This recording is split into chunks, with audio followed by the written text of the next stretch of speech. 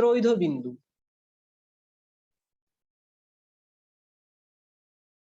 ত্রৈধ বিন্দু বানান ভুল হয়েছে।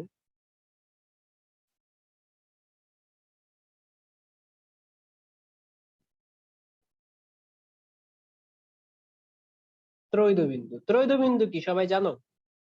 এটা আমি অনেক আগে প্রশ্নগুলো করি, এখন প্রশ্ন করতে করতে এত বেশি প্রশ্ন করছি যে এখন তোমাদের মুখস্থ হয়ে গেছে, তাই না?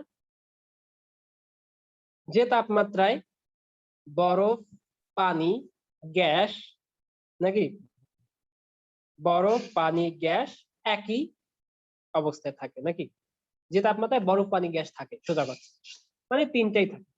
ওকে, তো ত্রৈধ বিন্দুর টেম্পারেচারটা কত?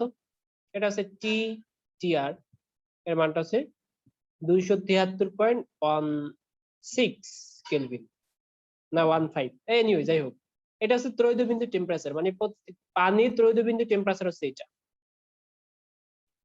পানির ত্রৈধ বিন্দুর টেম্পারেচার হচ্ছে এটা 273.16। আমি 76 লিখছি, গাধা।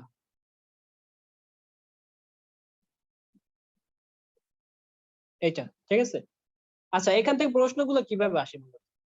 প্রশ্নগুলো আসে যে তোমার পানির ত্রৈধ বিন্দু দেওয়া আছে, পানির ত্রৈধ বিন্দু দেওয়া আছে, তোমাকে চার একটা জিনিসের ত্রৈধ বিন্দু বের করতে হবে। যে সে মনে করো তোমার কাছে রোদ আছে, ঠিক আছে, রোদের রোদের আছে কি টেম্পারেচার, মনে করো যে 30 ডিগ্রি সেলসিয়াস তাপমাত্রায়, 30 ডিগ্রি সেলসিয়াস তাপমাত্রায় কোনো একটা জিনিসের রোদ দেওয়া আছে, এই রোদটা দেওয়া আছে 50 সে। ওকে, এখন তোমাকে বের করতে হবে যে ত্রৈধ বিন্দুতে এর রোদটা তাহলে কত, ত্রৈধ বিন্দুতে এর রোদটা কত। ওকে, তাহলে কি আমরা বের করবো কিভাবে? আমরা জানি যে টি ডিভাইড বাই টি আর সমান সমান আর ডিভাইড বাই আর টি আর। এটা হচ্ছে আমাদের সূত্র, মানে প্রত্যেক ক্ষেত্রে এটা, যে কোনো রোধ হতে পারে, দৈর্ঘ্য হতে পারে, প্রেসার হতে পারে, ভলিউম হতে পারে, সব ক্ষেত্রে ওই যে পূর্বে যেটা আমরা করছি ভাবে। তাহলে এখান থেকে বের করতে হবে কার, টি আর এর মান বের করতে হবে। তাহলে আর টি আর ইকুয়ালস টু তাহলে কত আসবে, আর টি আর ইকুয়ালস টু তাহলে কত আসবে, বের করে ফেলি তাহলে। তাহলে কি আসবে হচ্ছে টি টি আর ডিভাইড বাই টি গুণ আর। এখন দেখো এই টি এর মানটা কত, এটা তো আমরা জানি কত, 273.16, আর টি এর মানটা কত বলো? এই এই যে টি, এই টিটা মূলত কি, এটা না 30 ডিগ্রি সেলসিয়াস তাপমাত্রা, তাহলে 30 ডিগ্রি সেলসিয়াস তাপমাত্রা কত, 273 প্লাস 30 কেলভিনে নিতে হবে, গুণ আর, এই আর এর মানটা কত এখানে 50 ওহম।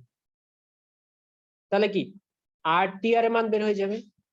তার মানে কি 30 ডিগ্রি সেলসিয়াস তাপমাত্রায় কোনো যদি রোদ থাকে 50 ওহম, তাহলে আর টি আর এর তাপমাত্রাটা, তাহলে তাই রোদটা কত হবে বের করো।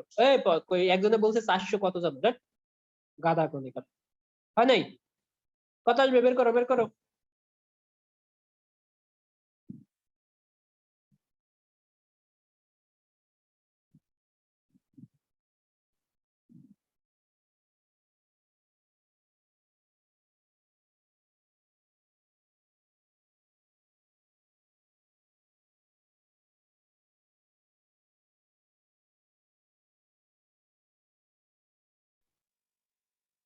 হ্যাঁ বুঝতে পারছো এবার, যে তাহলে আমাদের যে কোনো জিনিস বের করতে পারে, বলতে পারে যে দৈর্ঘ্য, মনে করো দেওয়া আছে যে 70 ডিগ্রি সেলসিয়াস তাপমাত্রায় কোনো একটা তার আছে, সেই তারের দৈর্ঘ্য দেওয়া আছে 20 মিটার। 70 ডিগ্রি সেলসিয়াস তাপমাত্রায় কোনো একটা তারের দৈর্ঘ্য 20 মিটার দেওয়া আছে। তাহলে এখন তোমাকে বললো যে এল টি আর কত, মানে ত্রৈধ বিন্দুতে, ত্রৈধ বিন্দুর দৈর্ঘ্যটা কত, মানে ত্রৈধ বিন্দুর দৈর্ঘ্যটা কত, বের করা যাবে না? তাহলে এটা কি হবে, T divide by T T R equals to L divide by L T R. তাহলে এখানে শুধুমাত্র এখান থেকে বের করতে হবে কি এল টি আর এর মানটা বের করতে হবে। ঠিক আছে, পারবা তো নাকি? ওকে, তাহলে আমরা আর সামনের দিকে এগোলাম না, তাপমাত্রা সম্পর্কিত, তাপীয় স্কেল, এন্ট্রপি সম্পর্কিত যা ছিল সেগুলো সব শেষ করে দিলাম। কারো কোনো প্রবলেম আছে এই এই অংশটুকুতে?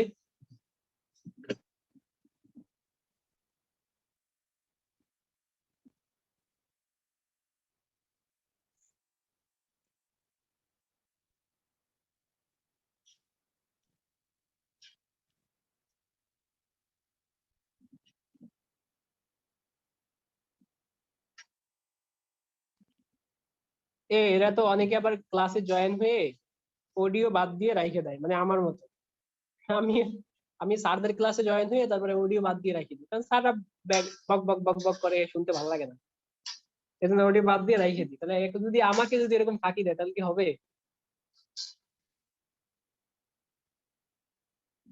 হাস্যকর ব্যাপার স্যাপার।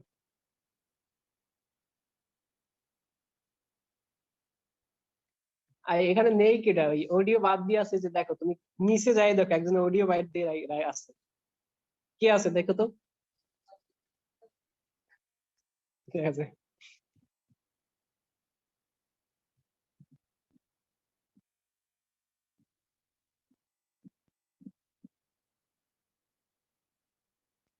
ওর আর কি কথা শুনতে ভালো লাগে না, ঠিক আছে। আমাদের স্যাররা আছে, আমার স্যারদের কথা শুনতে ভালো না লাগলে আমি এরকম অডিওতে জয়েন করে তারপর রেখে দিই। আবার দেখা যায় ফোন জয়েন করে আমি ঘুমাই, এরকম থাকে। ফোন চার্জে থাকে, ঘুমাই যাই। ঘুম থেকে উঠে কি স্যার ক্লাস টেলাস বন্ধ করে আর একটা ক্লাস শুরু হয়ে গেছে, সেটাও শেষ হয়ে গেছে। বাহ, ভালোই তো। আমি আমি দেখতে পাচ্ছি স্যার, আমি আমি আছি। আর কিছু কিছু সময় হচ্ছে দেখা যায় যে সবাই চলে গেছে, আমি একা বসে আছি। মানে আমার থেকে ফাঁকিবাজ তোমরা হইতে পারবে না, যতই যা করো।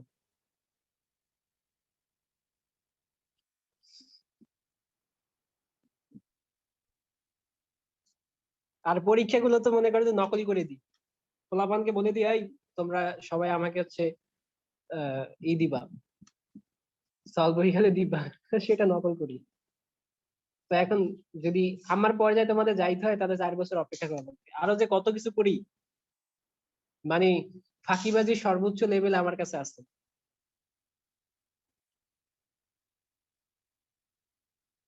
তোমরা যে কি করো এগুলো তো আমি জানি, জানি না?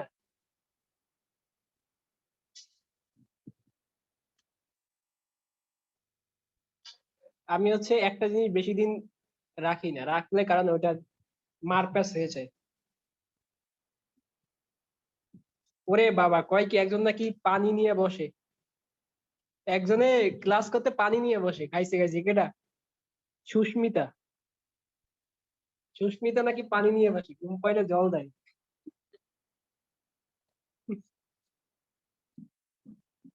তুমি পানি নিয়ে বসো কেন? তুমি ঝাল নিয়ে আসবা, ঝাল।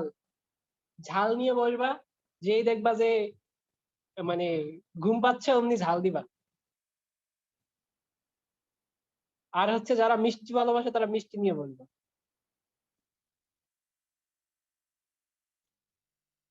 আসলে মানে আহ, এই যে আমরা ক্লাস ক্লাস করি অনলাইনে, এতে ঘুম বেশি পাই, প্রচন্ড ঘুম পাই। তবে সন্ধ্যাবেলা মনে হয় ঘুম কম পাই, বিকাল বেলা ঘুম কম পাই।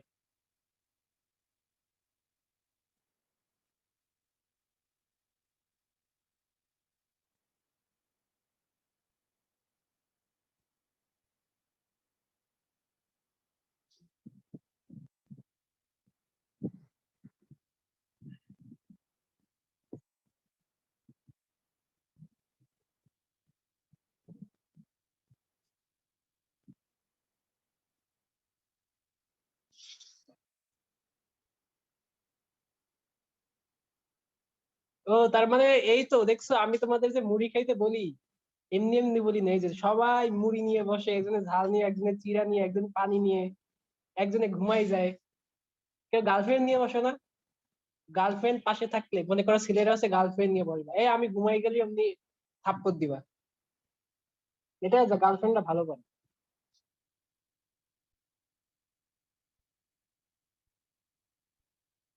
ব্লক দিবে কেন, বলবা যে আচ্ছা আমি একটা মুড়ির বিজনেস প্রমোট করতে হবে, ঠিক আছে, সমস্যা নেই। চলো আমরা তাপগতিবিদ্যার 0তম সূত্র শেষ করে বলছি, তাপগতিবিদ্যার প্রথম সূত্রে চাই।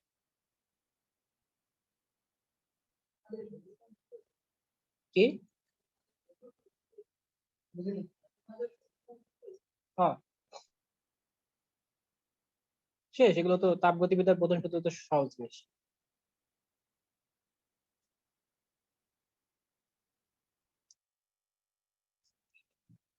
আচ্ছা ঠিক আছে, চলো তাপগতিবিদ্যার প্রথম সূত্রে যাই। প্রথম সূত্রটা বলছে কি, আমরা ওই মানে ডিটেলসে যাব না, একদম জুল একটা কথা বলছে, তোমরা এটা বই থেকে পড়তে পারবা। জুল কথা বলছে কি, জুল কথা হচ্ছে ডাব্লিউ সমানুপাতিক অফ এইচ। মানে তাপকে কাজে এবং কাজকে তাপে রূপান্তর করা যায় তাপ কাজের সমানুপাতিক, অর্থাৎ ডাব্লিউ ইকুয়ালস টু জেএস, যার জে এর মানটা কত, জে এর মানটা হচ্ছে 4.2, এককটা কত, joule per kelvin, joule per kelvin, এটা ঠিক আছে। আচ্ছা, আর কেলভিন এসে বলছে কি জুল ক্লসিয়াস, এটা জুলের বিবৃতি, জুলের বিবৃতি আমাদের কোনো কাজ নেই। ক্লসিয়াস কি বলছে, ক্লসিয়াস বলতেছে যে একটা সিস্টেম আছে, সিস্টেম 3 প্রকার, কিভাবে কি হয় এগুলো অনেক করা হয়েছে। সিস্টেম আছে, সিস্টেমের মধ্যে যদি আমি তাপ দিই, অর্থাৎ তাপ দেওয়া মানে হচ্ছে ডিকিউ, ডিকিউ পজিটিভ, তাপ দেওয়া মানে হচ্ছে ডিকিউ পজিটিভ, আর তাপ নেওয়া মানে হচ্ছে ডিকিউ, মানে পরিবর্তনটা নেগেটিভ আসে। তাপ দেওয়া মানে হচ্ছে পজিটিভ আর তাপ দেওয়া নেওয়া হচ্ছে নেগেটিভ। তাহলে যদি আমি কোনো সিস্টেমে তাপ দিই ডিকিউ, তাহলে কি করবে সেটা, প্রথমে সেটা ইন্টারনাল এনার্জি, মানে ইন্টারনাল শক্তি, এনার্জি না ইন্টারনাল শক্তি একই কথা, অভ্যন্তরীণ শক্তিটা বৃদ্ধি করবে, ডিইউ বৃদ্ধি করবে, আর তারপরে হচ্ছে তোমার সিস্টেমের উপরে কাজ করবে, মানে সিস্টেমের উপরে কাজ করবে, বুঝতে পারছো? তার মানে যদি আমি তাপ দিই, তাপ দেওয়া হলো, দেওয়া হলে প্রথমে কি করবে, তার ইন্টারনাল এনার্জি বৃদ্ধি করবে, তারপরে যদি তাপ থাকে অবশিষ্ট সেটা দ্বারা কাজ করবে। এটা হচ্ছে তাপগতিবিদ্যার ক্লসিয়াসের সূত্রটা, এটা আমরা সবাই মোটামুটি জানি। তাহলে এখান থেকে বের করতে হয় কি, ডিকিউ বের করতে হয়, ডিইউ বের করতে হয়, ডিডব্লিউ বের করতে হয়, যে কোনো দুটো দেওয়া থাকে একটা বের করতে হয়। এখন ইন্টারনাল এনার্জির যে বিষয়টা আছে এটা নিয়ে একটু আমার কথা আছে। এই ইন্টারনাল এনার্জি মানে কি, এটা নিয়ে মাঝে মাঝে যে প্রশ্ন আছে, ইন্টারনাল এনার্জি ডিইউ কি, সোজা কথা ডিইউ না ইউ কি, ইউ কি বলতে পারো? এক নাম্বার হচ্ছে তোমার ইউ হচ্ছে আন্ত আণবিক বল, আন্ত আণবিক আকর্ষণ বল,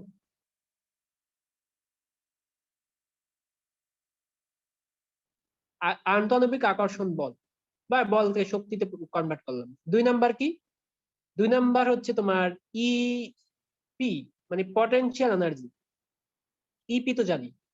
আর তিন নাম্বার কি, তিন নাম্বার হচ্ছে ইকে, মানে কাইনেটিক এনার্জি, মানে গতিশক্তি আর একটা স্থিতিশক্তি, বুঝতে পারছো এটা?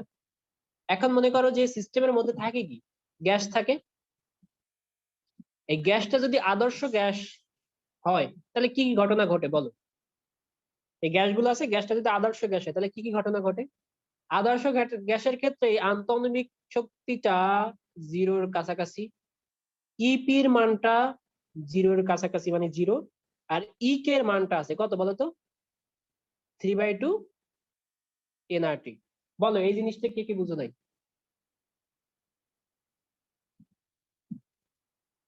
এই অংশটুকু কে কে বুঝো নাই?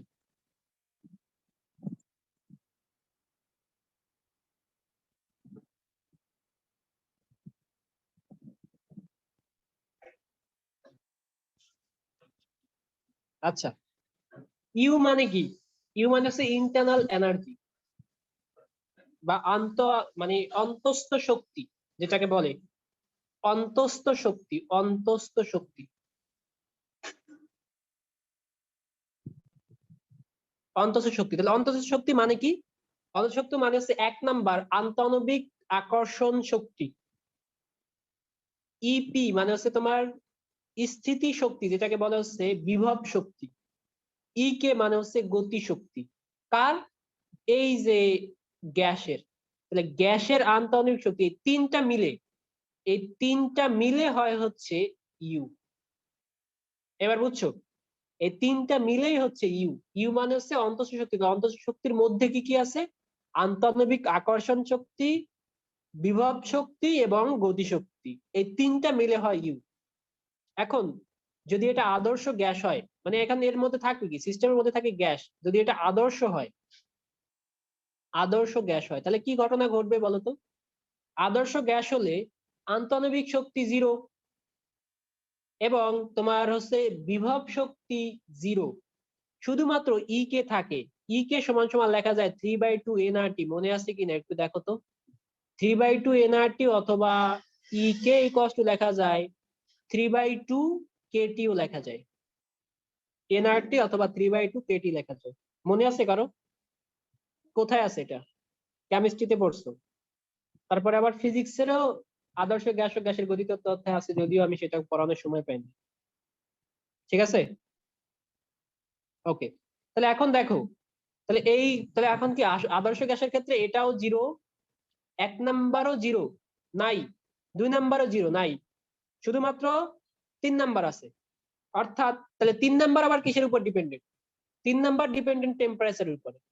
টেম্পারেচার বাড়ে তাহলে কি ডিইউ বাড়বে, টেম্পারেচার কমলে ডিইউ কমবে। তাহলে এখন যদি তুমি একটা সিস্টেমে তাপ দাও, তোমার রুমের ভিতরে যদি তাপ দাও, তাহলে টেম্পারেচার বাড়বে নাকি কমবে?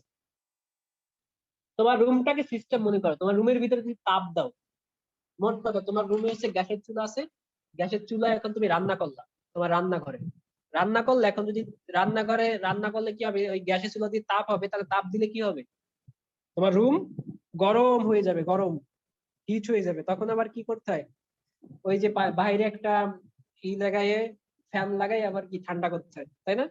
তার মানে কি তাপ দিলে কি হবে, টেম্পারেচার বাড়বে। আর টেম্পারেচার বাড়া মানে কি বলতো, যদি তোমার টেম্পারেচার বাড়ে, এই যে টি বেড়ে যায়, টি বেড়ে গেলে কি হবে, ই কে বেড়ে যাবে, ই কে কি হবে, বাড়বে না?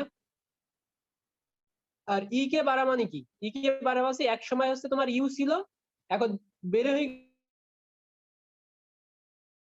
গেল ইউ, প্রাথমিক অবস্থায় ইউ ছিল, তারপর যখন টেম্পারেচার বাড়লো তখন হয়ে গেল ইউ প্রাইম, মানে বেড়ে গেল, ইউ বেড়ে গেল।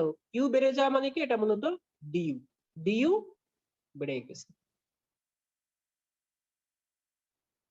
বুঝতে পারছো? তার মানে কোন সিস্টেম যদি তুমি প্রথমে তাপ দাও, তাহলে কি করবে, কোন সিস্টেম হচ্ছে যদি এই ডি কিউ, এই যে তুমি তাপ দাও, তাহলে কি করবে, ডিইউ মানে এটা বেড়ে যাবে, তারপর হচ্ছে ডিডব্লিউ, এরপর হচ্ছে কাজ করবে। এটা হচ্ছে তোমার ক্লাসিয়াসের বিবৃতি, হয়েছে?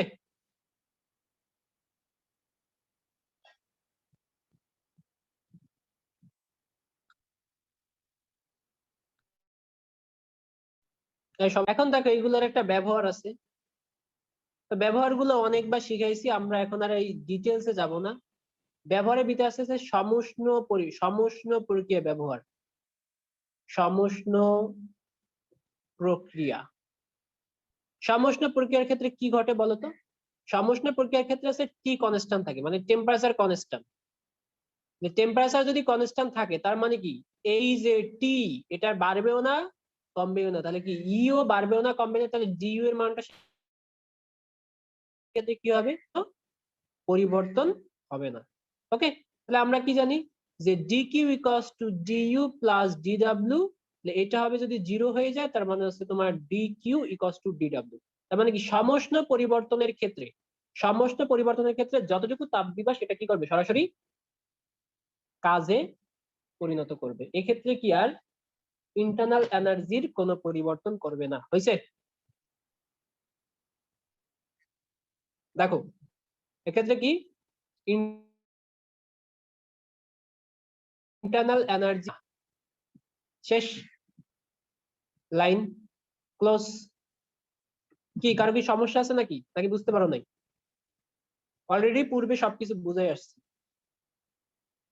টেম্পারেচার কনস্ট্যান্ট থাকলে টি কনস্ট্যান্ট, টি কনস্ট্যান্ট থাকলে ই কনস্ট্যান্ট, ই কনস্ট্যান্ট থাকলে ইউ কনস্ট্যান্ট, আর ইউ কনস্ট্যান্ট থাকলে ডিইউ জিরো, মানে কোনো পরিবর্তন হবে না, যার কারণে যা তাপ দিব ওইটাই কাজ করবে। 2 নাম্বার রুদ্ধতাপ। রুদ্ধতাপ, রুদ্ধতাপ মানে কি, রুদ্ধতাপ মানে হচ্ছে তোমার কাছে একটা ঘর আছে, এটা হচ্ছে তোমার ঘর, এই ঘরের মধ্যে বাহির থেকেও কোনো তাপ আসবে না, ভিতর থেকেও কোনো তাপ বাহিরে যাবে না, এটা হচ্ছে রুদ্ধতাপ। তাহলে এক্ষেত্রে, এক্ষেত্রে এই যে তাপের কোনো পরিবর্তন হবে না। রুদ্ধতাপ মানে কি, বাইরের থেকেও তাপ ভিতরে আসবে না, ভিতর থেকেও তাপ বাইরে যাবে না, তার মানে তাপের কোনো পরিবর্তন হবে না। তাহলে তাপের পরিবর্তন না হলে এটার ক্ষেত্রে কি হবে, D Q equals to zero, তার মানে হচ্ছে কি জিরো ইকুয়ালস টু আসবে ডিইউ প্লাস ডিডব্লিউ। তাহলে এক্ষেত্রে কি হবে, ডিডব্লিউ ইকুয়ালস টু আসবে মাইনাস ডিইউ। তার মানে কি এক্ষেত্রে কাজ ঠিকই করবে, সেটা কি করবে, তোমার অন্তঃ শক্তিকে হ্রাস করবে।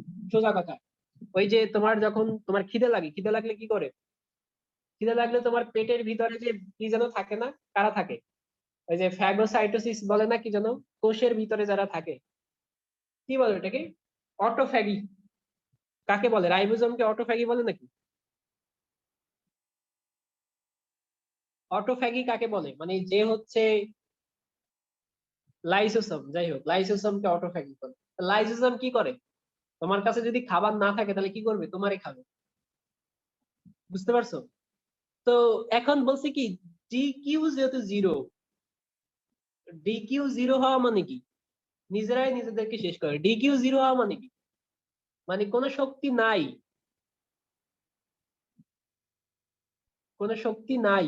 শক্তি না থাকলে কি করবে? তখন নিজের যে শক্তিটা ছিল, এই যে নিজের যে শক্তিটা ছিল, ইন্টারনাল এনার্জি, এই যে এটা নিজের যে শক্তিটা ছিল, সেই শক্তি কি করবে?